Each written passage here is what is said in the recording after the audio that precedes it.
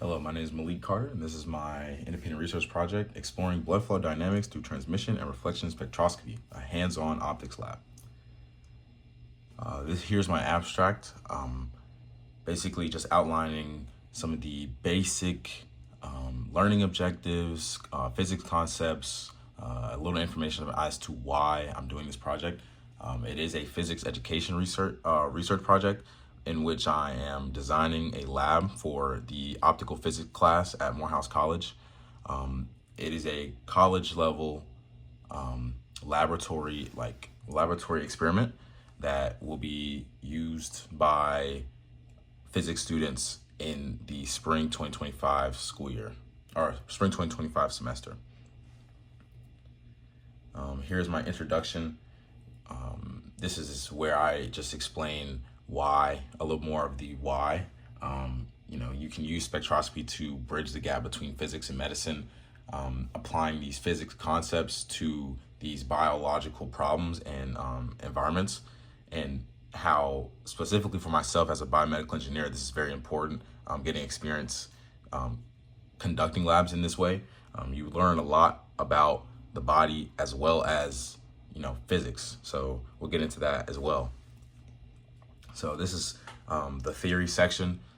Spectroscopy is the basics for the physics side, and we're going over two versions. So we have reflection spectroscopy, which is this version of spectroscopy where the LED is where the photodiode is essentially measuring the reflected light that comes off of the blood, whereas transmission spectroscopy is measuring the light that is transmitted through the blood. So we'll get into more of the details of like blood flow in the next slide, but this is a little more of like the background in terms of like the science and the physics behind it, specifically the Beer-Lambert law.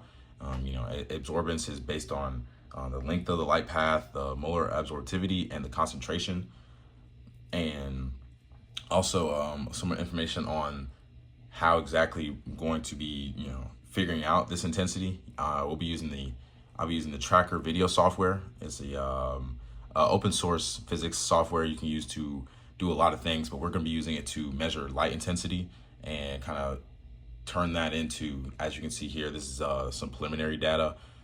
Turn that into sort of like a sinusoidal wave pattern that can tell us information. We can analyze this data.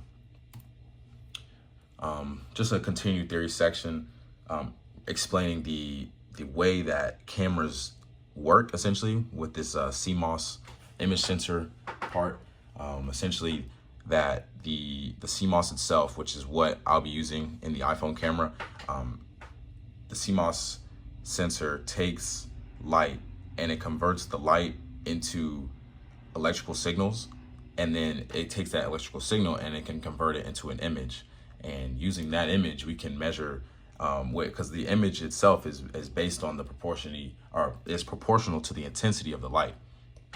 So using both transmission and reflection spectroscopy, the CMOS sensor can measure and capture the intensity of the light and give us information on where the blood flow is in its systolic flow. So another aspect of this is wavelength dependence, and this is kind of depicted by this photo here. We'll be looking into the differences between oxygenated blood and deoxygenated blood, and the difference in the absorbance of both of those, and how that pertains to how that connects to like physics, and again going over the Beer-Lambert law with that as well. Now getting more into the biological aspect, the dichrotic notch is really what we're going to hone in on in the lab, and determine because the dichrotic notch, as you can see here, can give us insight on the patient's overall cardiovascular health. The dichrotic notch will look different for an individual who is 21 years old versus an individual who is 50 years old. This dichrotic notch can give information on like the age of a patient, the cardiovascular health, the stiffness of their aortic valves, or the stiffness of their arteries, because this happens when the aortic valve closes for a brief moment during the contraction phase, which is the systole. So we'll be looking into that as well in the lab. Here's the procedure, a rough procedure that I have thought out. Basically, all these things except for the optical filter, that is an optional version of the lab, where you can change the wavelength that is transmitted through the finger, or the wavelength that is introduced to the finger. You can that's an optional version of it, but the basics is you use your smartphone and you have a LED light source. And honestly, for the reflection version, you can use the phone, the flashlight on the phone. But we have the smartphone light source, tracker video software analysis, or tracker video analysis software, the Excel for the subsequent data analysis from what you get from the tracker video analysis, measuring tape, and a timer as well, and also a stress ball for the differences in the data collection. So you prepare the experimental setup. That's pretty simple, pretty self-explanatory, and then you collect the data itself. So you do two different versions. You collect the data from just resting, and then you also collect the data after you've done exercise or like done an activity, which is what the stress ball is for. You're going to be squeezing the stress ball for 30 seconds to increase the blood flow, and then resting for 30 seconds. And then after that, you will record a video that can give you, because the first one is like a baseline where you're resting for 2 minutes to kind of, well, I guess you could say equalize your heart rate, or your resting heart rate, achieve your resting heart rate essentially. And then you do exercise, you do physical activity for 30 seconds to increase your heart rate. Then let it kind of do its thing for 30 seconds, and then you record another video that has different blood flow conditions, and you can get different variables from different information from both of those. So I haven't collected any data as of now. That's the plan for this week, to collect data, find the most, and collect data and adjust the procedure as needed. And then from there, you can put the videos that you take into the tracker analysis software to obtain the data that we will then analyze using Excel. So these are my references, and to make sure I answer the questions in the of the assignment. Why is this research important? This research is important because it's a twofold question, because the lab design is important because it highlights a sort of lesser known area of engineering, which is biomedical engineering. This lab can introduce people who might not know about biomedical engineering to biomedical engineering. The actual experiment itself, the importance behind that is the importance behind this experiment that we're doing can give students practical experience with critical thinking, problem solving, because they make their own inferences when it comes to the data that they receive on how old this person is, or how healthy are they, because they'll get their own information, and they'll get sample information from other people. What problem are you trying to solve?